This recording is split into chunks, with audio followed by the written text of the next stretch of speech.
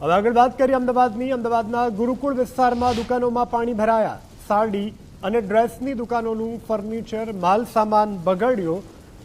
પાણી ઓસર્યા પછી વેપારીઓને મુશ્કેલી વધી છે. વેપારીઓએ ખરાબ ફર્નિચરને બહાર કાઢી અને સાફ સફાઈ કરી. દુકાનોમાં પાણી ભરાતા વેપારીઓને લાખો રૂપિયાનું નુકસાન.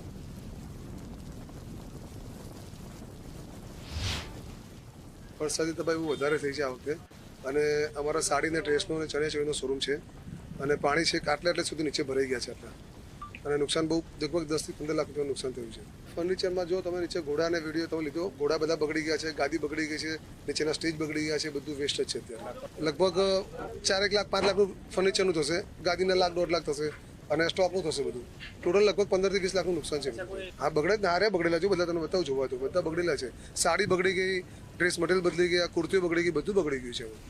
અમદાવાદમાં પડેલા ભારે વરસાદને પગલે અનેક વિસ્તાર જળબંબાકાર થયો હતો. કેટલાક એવા લોકો છે જેમને ભારે નુકસાની વેઠવી પડી હતી. તેમાંના જ એક ગુરુકુળ વિસ્તાર છે, સ્વામિનારાયણ મંદિરની સામેનો આ જે વિસ્તાર છે અને આ વિસ્તારમાં જે આ કોમ્પ્લેક્સ છે તે કોમ્પ્લેક્સના મોટાભાગના દુકાનોમાં જે છે તે વરસાદી પાણી 5-5 ફૂટ સુધી ઘૂસી ગયા હતા, જેને કારણે વેપારીઓને નુકસાની વેઠવાનો વારો આવ્યો હતો. મહત્વની વાત છે કે પાણી તો હવે ઓસરી ગયા, પરંતુ જે રીતે દુકાન સાફસૂફ કરી અને જે કચરો છે, જે ફર્નિચર તેમનું બગડી ગયું છે, તેનો માલસામાન બહાર કાઢવાની સાફ સફાઈની જે છે તે અત્યારે હાલ કામગીરી વેપારીઓ કરી રહ્યા છે. પરંતુ વેપારીઓને ઘણા બધા મહદ અંશે મોટું નુકસાન થવા પામ્યું છે, કારણ કે ફર્નિચર, લાખોનું ફર્નિચર હોય છે, સાથે સાથે ડ્રેસ મટીરિયલ અને મોંઘી સાડીઓની દુકાનો હોય અથવા તો કોઈ પણ જાતના મટીરિયલની દુકાન હોય, તે વરસાદી પાણીથી બગડવાથી તે મટીરિયલ અને તે માલ સામાન છે તે તદ્દન વેસ્ટ જતો હોય છે, કારણ કે કોઈ ખરીદતો નથી હોતો. એટલે વેપારીઓને નુકસાન જે પડ્યું છે તે અત્યારે હાલ વેપારીઓ ચિંતામાં મુકાયા છે. કેમેરા પર્સન વિજય પરમાર સાથે